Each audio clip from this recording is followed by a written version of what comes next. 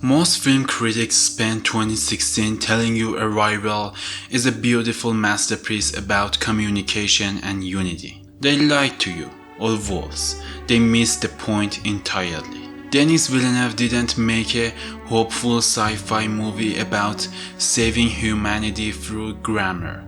He made a cold, devastating horror film about the absolute illusion of free will. We all walked out of the theater talking about the big twist, that Louise's flashbacks are actually flashforwards, showing the daughter she hasn't had yet. It's a neat narrative trick, but it obscures a much darker structural twist hidden in plain sight within the very first minute of the film. A twist that proves Louise didn't choose her future, she was trapped by it. Maybe I'd say what I feel more often. I don't know.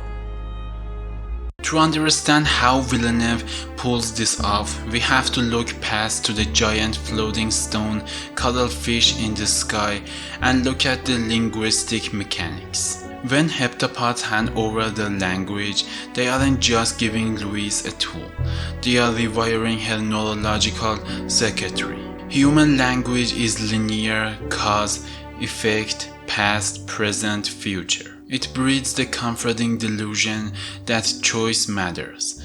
If you do X, Y will happen. But Heptapod B is orthographic. It has no direction. The beginning and the end of a sentence are written simultaneously, requiring the writer to know the exact conclusion before placing the first stroke of ink. When Louise learns to read it, her consciousness collapses into a singular point. She sees her life the way the aliens see their sentences. And here is where the mainstream analysis falls apart. Audiences mistake Louis' final decision to marry Ian and conceive a child destined to die of an incurable disease as a profound act of tragic courage. It isn't courage, it is a mathematical luck. Once her brain processes reality non-linearly, the concept of a decision ceases to exist. You cannot alter a sentence that has already been written on the page. She isn't embracing her destiny.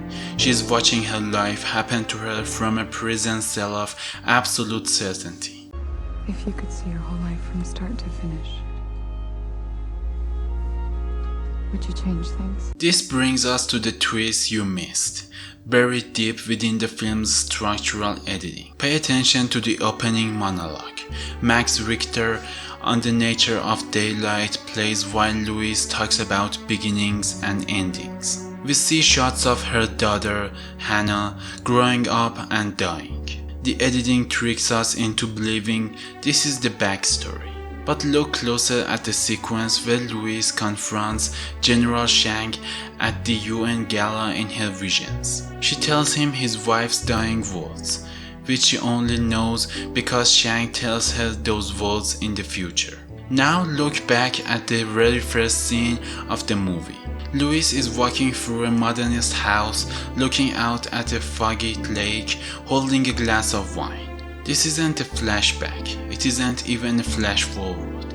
That scene takes place after Ian has already left her, after Hannah has died, and after the aliens have gone. The entire film is edited to imply a cycle, but it is actually a closed loop.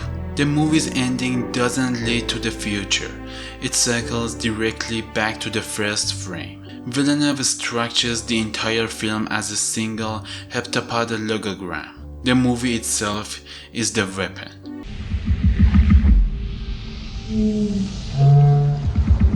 Think about the psychological horror of that reality. The aliens didn't come to save us. They came to draft us into the immutable timeline because they need our help in 3,000 years. They traded our free will for structural survival. When Ian asks Louise, if you could see your whole life from start to finish, would you change things? She doesn't answer him directly. She can't. To change something implies an open horizon, but her horizon is concrete. The tragedy of Arrival isn't that a mother loses her child. The tragedy is that humanity accepted a gift that turned us into ghosts, hunting our own pre-recorded lives, unable to ever turn the camera off.